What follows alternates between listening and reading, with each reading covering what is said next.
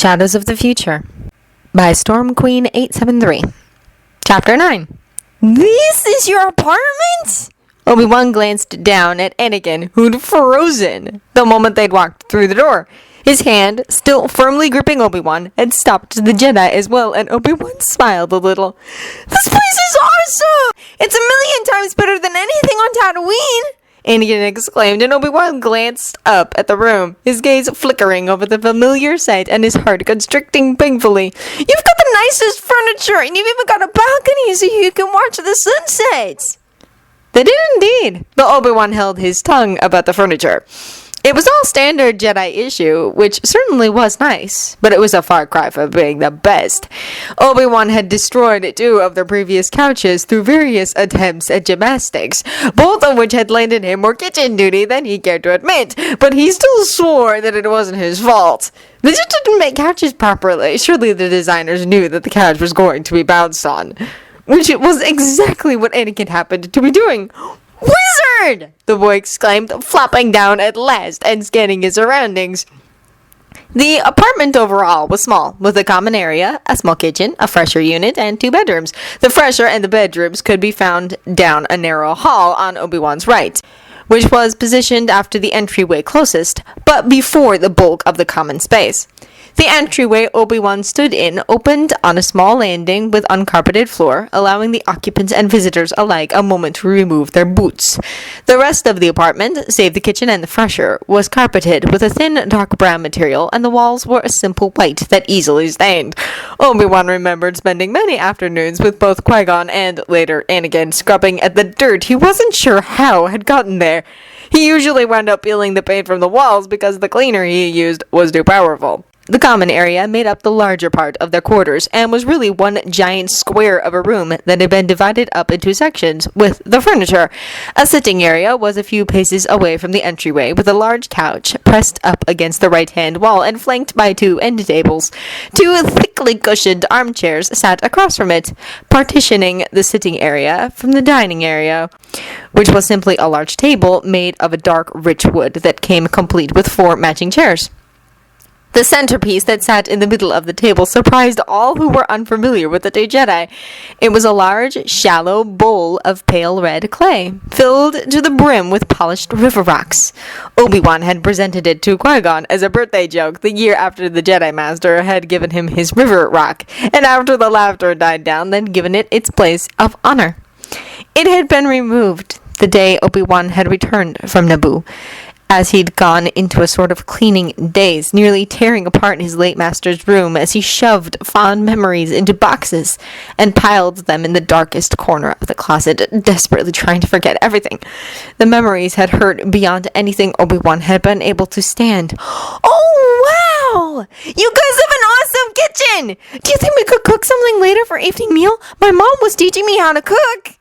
Off to Obi-Wan's left sat the small kitchen, which was arranged in a stocky curve that opened toward the dining area. A bar designed for informal meals separated it from direct access from the entryway, and most of the curve was formed by countertops that stood over a multitude of cabinets and drawers. Overhead cabinets started along the wall parallel to the entryway, leaving the bar with plenty of headroom, and they wrapped around the rest of the kitchen. They stopped once they reached the refrigeration unit, which stood on the boundary between the tile and the carpet, marking the end of the kitchen. There was a large double-basin sink that had a pile of clean dishes waiting patiently beside it in the drying rack, a small stove top that had a fan and lighting overhead, and an oven that Obi-Wan blinked at for a moment. He didn't recognize it until he realized that Anakin hadn't blown it up yet. Qui-Gon's set of professional cooking knives stood in between the sink and the stove, along with a full spice rack that Tal had given him one birthday, and Obi-Wan shut his eyes briefly at the memories that flooded over him. He couldn't begin to count the amount of cooking lessons he'd received, using practically every knife and spice present. Those, too, had been put away, no matter how useful they'd been. Though Obi-Wan's skill in the kitchen had been made first-rate under Qui-Gon's tutelage, he couldn't bring himself to cook much after Naboo. Obi-Wan, These chairs are awesome! I've never seen ones that spin before! Anakin exclaimed, breaking Obi-Wan's train of thought as he tested out the bar stools, twisting back and forth on them. Anakin, stop that before you break one! Oh, but it's fine! You should try it sometime, Master! Obi-Wan snapped his gaze to something else so he could overcome the second horrible rush of nostalgia that filled him at the sight. His Anakin had done that too. Usually when he was impatient for the morning meal Obi-Wan was making, and he never let any sort of admonishment stop him. Obi-Wan's eyes fell on the large twin windows, each with their own cushioned window seat, which flanked the sliding transparent steel door of the balcony. It stood directly across from the entryway, flooding the common space with light, and he was forced to look away by a tightening in his throat. How many times had he and Qui-Gon or Anakin sat there, watching the sunrise or sunset, or marveling at the rain as it poured down around them? It had been his favorite retreat at times, to sit in the warmth of the sun and meditate, or select a datapad from the multitude that stood on the shelving adjacent to the windows and read an afternoon away. It was a mistake to come back here, even if he couldn't avoid it. This apartment held too many memories, too many ghosts that he hadn't properly put away, and he wasn't sure if he could stand to see it as he remembered, without the destruction Vader had wrought. Of all the places in the temple to destroy, the man had chosen this one. He had gutted the rooms, destroyed the furniture with such force they'd been unrecognizable, and shattered any memento he'd gotten his hands on. The river rock Qui-Gon had given Obi-Wan, which had been kept on Obi-Wan's desk, had been ground into the finest powder along with any present Anakin had ever treasured. Whether it had been done out of hatred for his former master, or simply in an attempt to rid himself of his last ties to the Jedi, Obi-Wan had no way of knowing. Padawan? He glanced up, realizing he'd been frozen in the doorway for some time, and tried to plaster a serene smile on his face for Qui-Gon. You've gone white as a sheet, Obi-Wan, the Jedi Master said, frowning at him in confusion. And your shields are up so high that I can't sense you. What's the matter? Were they really? Obi-Wan blinked when he realized that Qui-Gon was correct, and he strove to loosen them.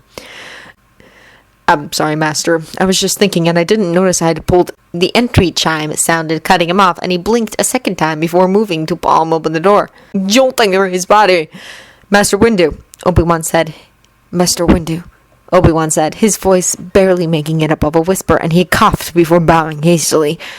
Please come in. Sith lightning jolting through his body. Master Windu, Obi-Wan said, his voice barely making it above a whisper, and he coughed before bowing hastily. Please come in. That's all right, Padawan, the man said, and Obi-Wan could feel his scrutinizing gaze. Obi-Wan knew that his reaction to Mace's presence had made him curious. I came to see if your master was up for a small spar before your meeting with the council. But if you're here now, Mace, why isn't the council in session? Qui-Gon said, stepping up beside Obi-Wan, who slid into the background. I understood there was a reason why we couldn't be seen for 5 hours. We're waiting for several of the masters to return from a mission, Mace said, and Obi-Wan could feel the master's gaze following him as he tried to back away and locate Anakin, who had mysteriously vanished. Would you like to spar or not? Your apprentice is welcome to join us, of course. He has another engagement, I'm afraid, Qui-Gon said, glancing back at him. But I will take you up on your offer. Obi-Wan could sense the slight frustration that peaked in Qui-Gon. Obi-Wan had escaped close examination yet again. Excellent, Mace was saying, grinning broadly, and the two masters started to leave the apartment. Qui-Gon shot a look at Obi-Wan over his shoulder that clearly warned him that it wasn't over. But then the door slid shut between them, and Obi-Wan felt someone tugging on his sleeve. Yes, Annie? He asked, glancing down at the boy. Would you like to get moving?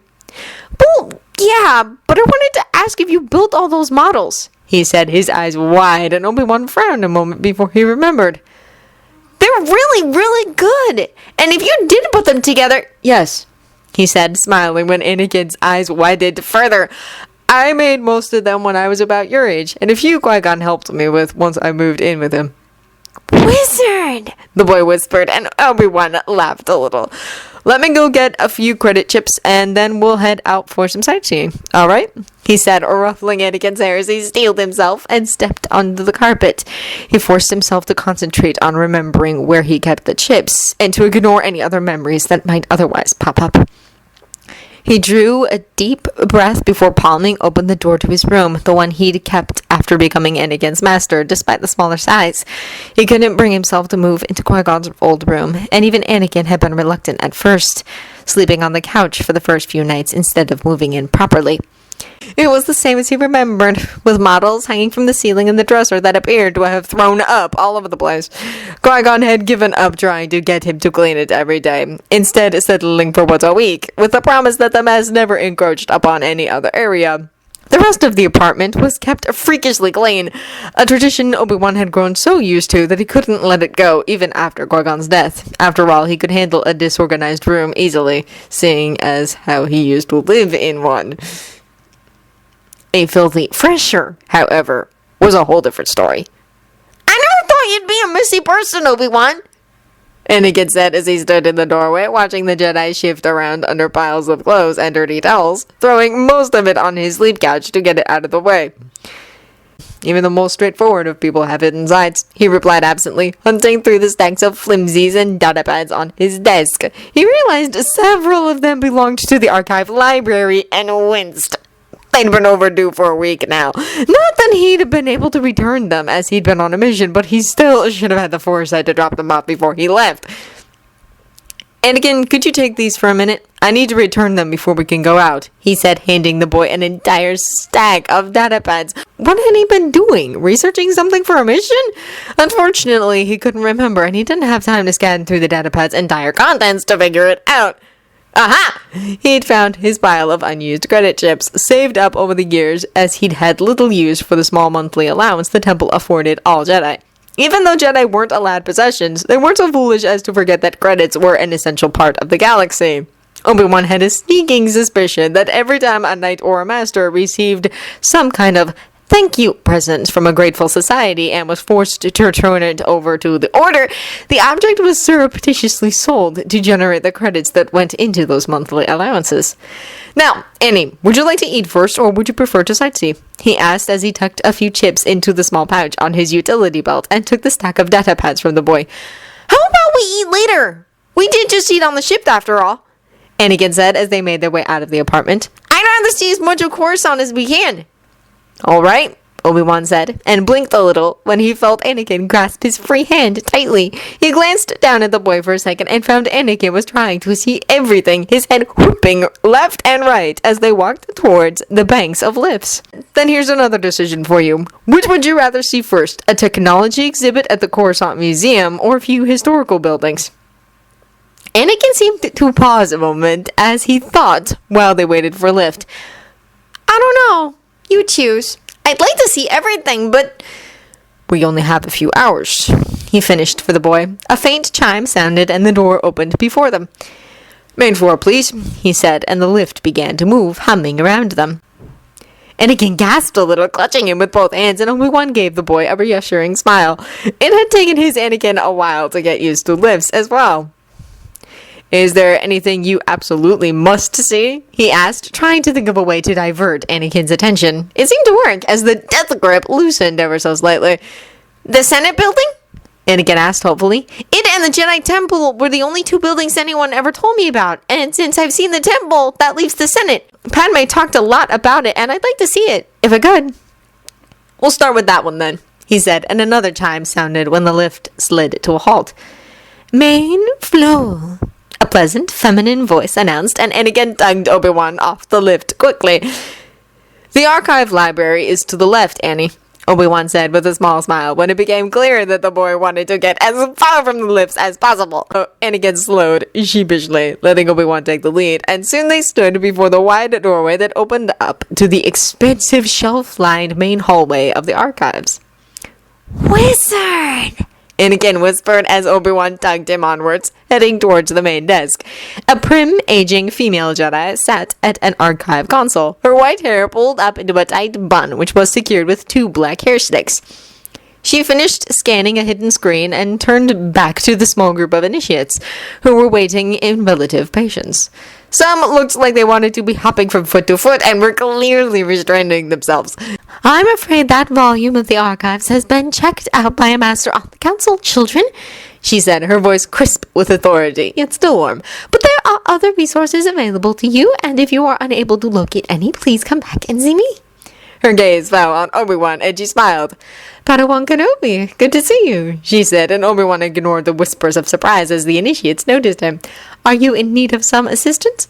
No, I just need to return these, he said, handing over the pile of datapads. I'm afraid they're overdue. She took them, smiling kindly. We were informed of your mission's delayed status, so there is no penalty, Padawan, she said as she took them. Thank you for returning them so promptly.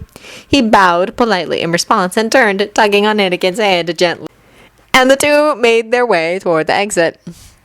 Thank you for coming with me, Annie, he said once they were out of the archivist's hearing range. It's all right, the boy said, slightly distracted as he continued to try and see everything around him.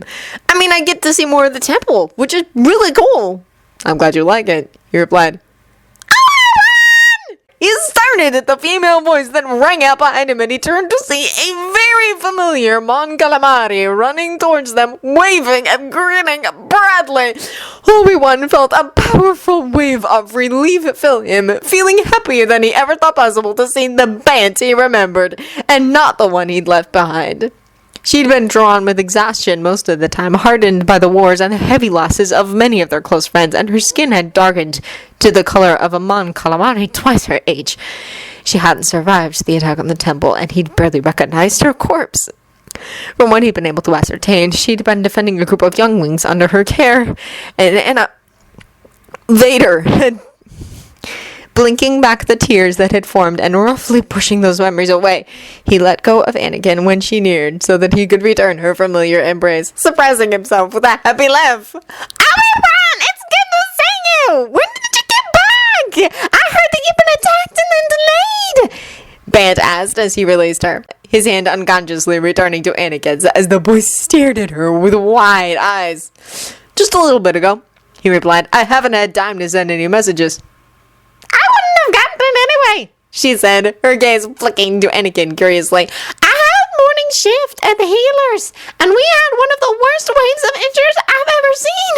So, are you going to introduce me to your friend Obi-Wan? Or are you going to make us stare at each other forever? She teased, giving Anakin a conspiratorial smile, which he returned with a grin. Oh, forgive me, Bant. Meet Anakin Skywalker.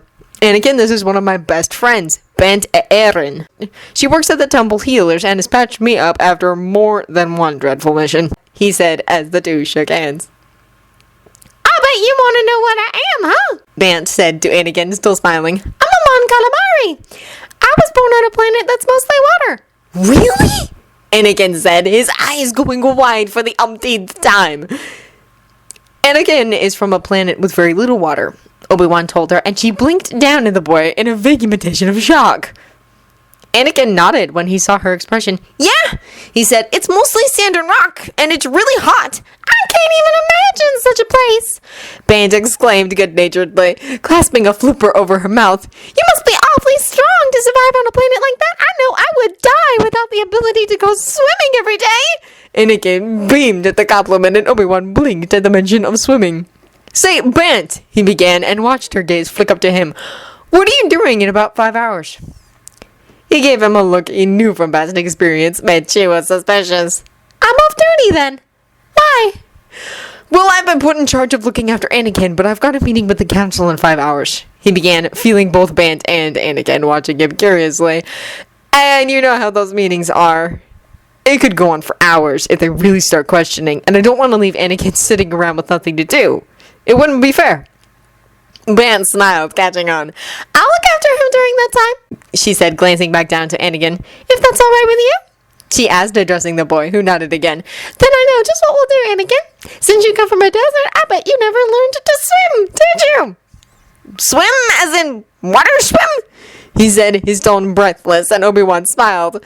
Bant had suggested the very thing he'd been hoping for. No, I didn't. There wasn't any water that I would dare use for anything but drinking. Well, Well, since you're no longer on your planet, swimming is a skill that could very well save your life. You wouldn't want to go to, say, my planet if you didn't know how to do so, she said, and Anakin nodded, suddenly looking eager.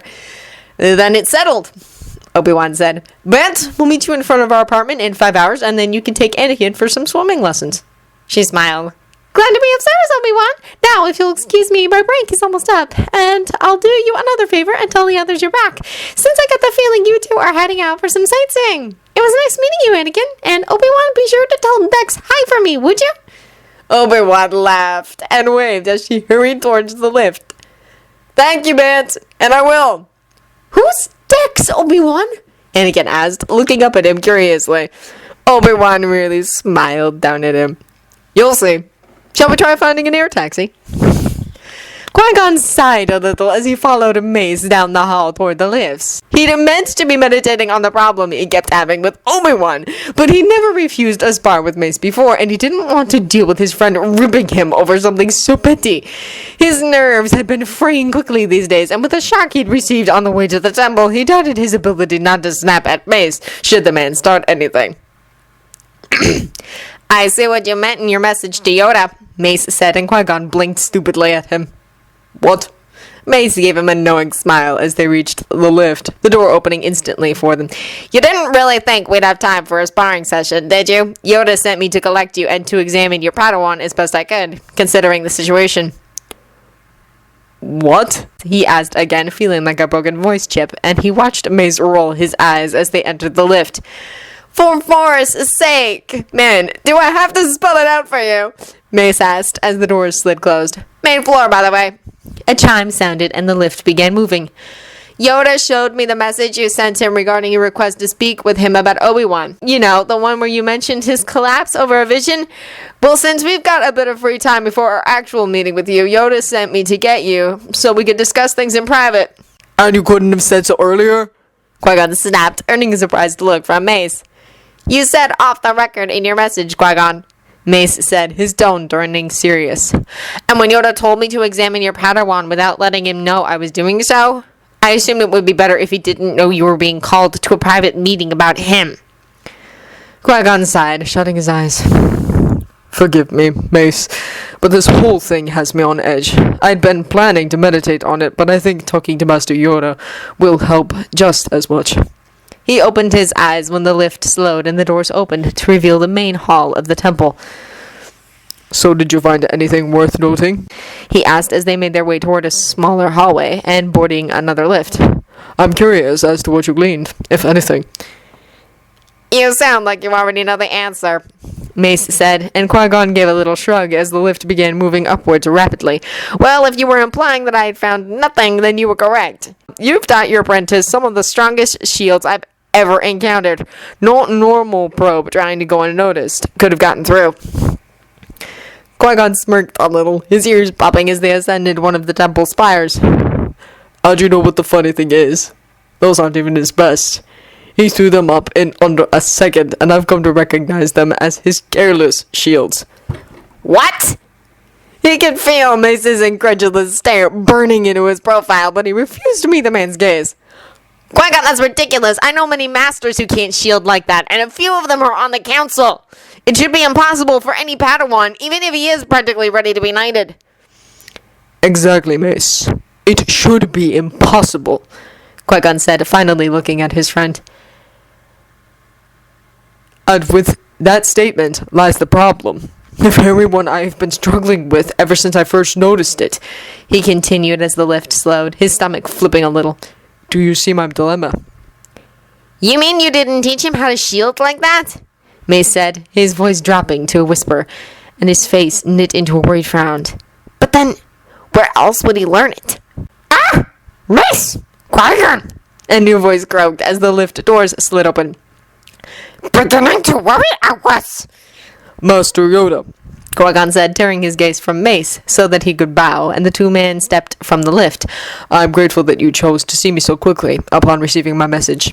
Sensed its urgency, I did, Yoda said, smiling up at him. Now come, talk we must, but away from here. To my meditation chambers we shall go. A few moments later, and the three Jedi Masters were situating themselves on the cushions that lay strewn about the room. Qui-Gon looked around curiously for a moment. He'd never really been up to Yoda's private meditation chamber, as he'd always gone to Yoda's actual quarters, which were only a few floors away from his own. The afternoon sun filled the room with a warmth Qui-Gon found did little to lessen the coiling unease in the depths of his heart. There was a sickening flash of grief along the bond, so deep that Qui-Gon found himself gasping, his body involuntarily jerking. His vision swam before him, and suddenly he was in a hall he knew from the healer's wing of the temple. Then there was a rush of happiness and the sound of mixing laughter, and Qui-Gon slammed his shields up, blocking out the rest of the emotions that had come pouring through the bond. Qui-Gon? He looked up at Mace, who had touched his shoulder, the man's gaze heavy with concern, and then glanced at Master Yoda, whose green eyes held a scrutinizing gleam. Saw something, did you?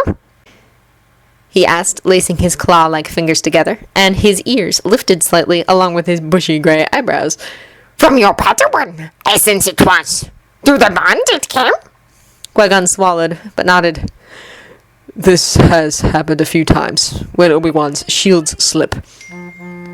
Once I was in a jungle, leading troops to battle, and the second time I was in my quarters, which had been utterly destroyed. Just now I was at the healer's, and I sensed that someone was dead. Those don't make any sense, Mace said, frowning. If visions, then mere flashes they will be. Yoda said, his eyes narrowing in thought. Begin at the beginning, you must, Qui-Gon. Sense a great shift in your Padawan, I do. And you'd be right, Master Yoda, Qui-Gon said, sighing as he sat back, and he began tugging on his beard gently. In the air taxi on our way here. The beginning, I said, Yoda interrupted, corking an eyebrow. The beginning of your tale, that is not. Qui-Gon sighed again. Very well. It started about a week ago, when we were finally leaving Tatooine, the planet we were forced to land on. We'd barely made it off the surface when Obi-Wan collapsed and the bond went utterly silent, which was because of the shields that snapped up around him. I was able to break through them only once, during which I sensed great pain. He shut his eyes for a moment.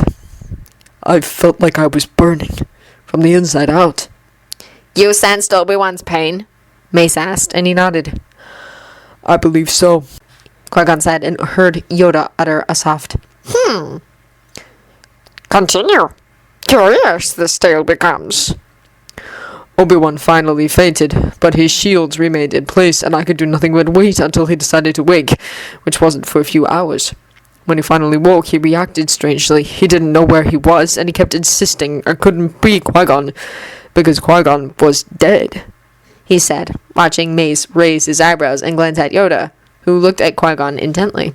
He finally snapped out of it, coming back to himself, but he reacted with shock to everything and everyone around him, which I assumed was because of the depths of his vision. A distinct possibility, Yoda said. Thrown him off balance, it seems to have done. My thoughts exactly, Qui-Gon replied, before continuing. I decided to give him some time to sort out his feelings, to regain his footing, but the next morning when I went to wake him, I noticed a distinct change in him. What happened? Mace asked, tilting his head to one side and frowning. Qui-Gon smirked a little. At first I couldn't find him, because he'd moved his bed sometime during the night and then erected the strongest shield the temple can teach.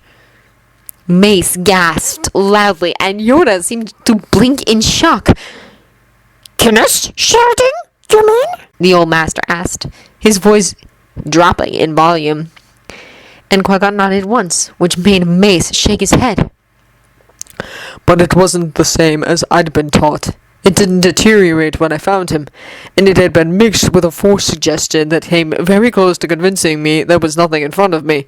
If he hadn't moved slightly, I don't think I would have been able to ignore it, Qui-Gon said quietly, watching as Yoda's expression darkened. Impossible that should be, he said. But there it was, staring me in the face, Qui-Gon said. And when I nudged at his shields with the command of my arm, I found myself on the floor with my own lightsaber held at my throat. Your own Padawan attacked you, Mace breathed. How could that be? Why weren't you able to react? Moved too quickly he did. Yoda answered, still watching Qui-Gon. Yes, I had no warning from the Force, no sensing of what was happening until it was too late, and when I reached for the bond to prove to him that I wasn't a threat, I received that first vision, the one about the jungle. He said, watching Mace sit back in astonishment.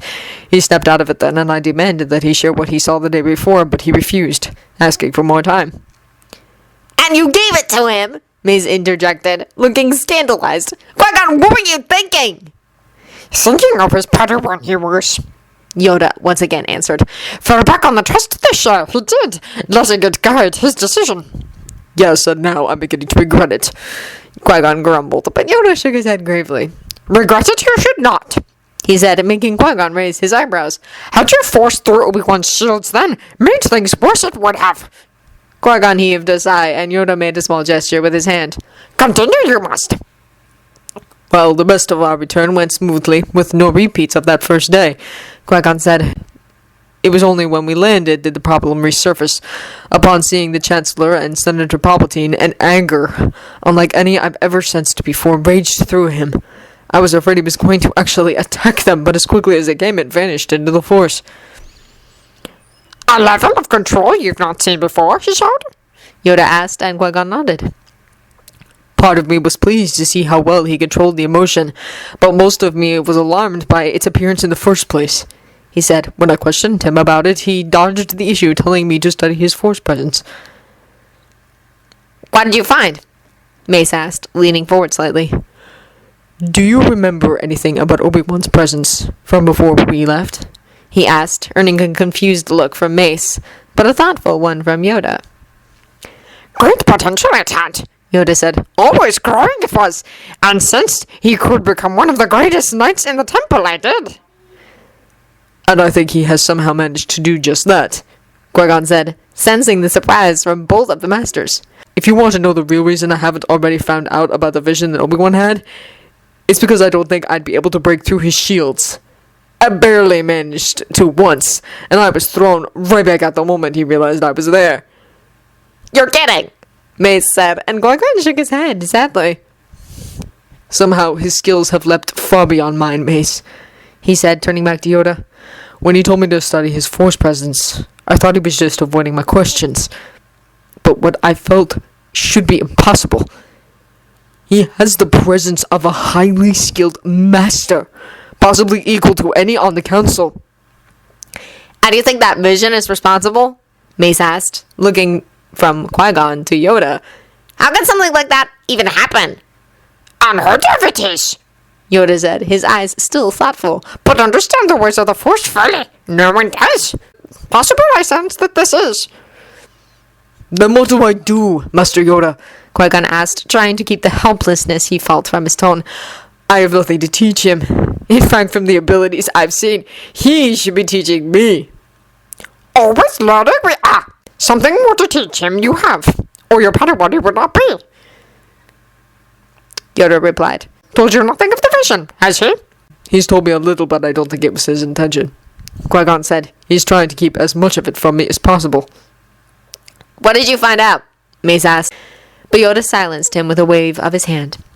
For us to know now, it is not, Yoda said, and Qui-Gon started. Since I do, that something very powerful during the vision happened. More than a simple vision, this seems, and wait we must for the proper time to ask young Kenobi to share. But how will I know when that time is? Qui-Gon asked, feeling more than a little frustrated. Even if he has somehow managed to become stronger than me, he is still my Padawan, and I don't appreciate that he is keeping secrets from me.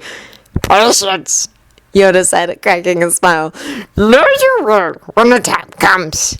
Qui-Gon sat back, resisting the urge to roll his eyes. A typical Yoda response, one that never fails in frustrating him further. So what do we do until then? Mace asked. Do we bring this up in front of the council? A flash of alarm flickered through Qui-Gon, which apparently Yoda shared, as he glanced at Mace sharply. Demand, they would, for young Kenobi's shields to be broken. Cause more harm that would than good. It would destroy his mind, Qui-Gon said, shaking his head, and Mace fell back, looking slightly chagrined. Yes, Yoda said with a nod, his expression once more grave. Want that, we do not. Speak of this with the others. We cannot. Since the gathering dark I do, but a light remains, and inside your Padawan it is. The secret young Kenobi guards may save us all, so protect him from further discovery we must.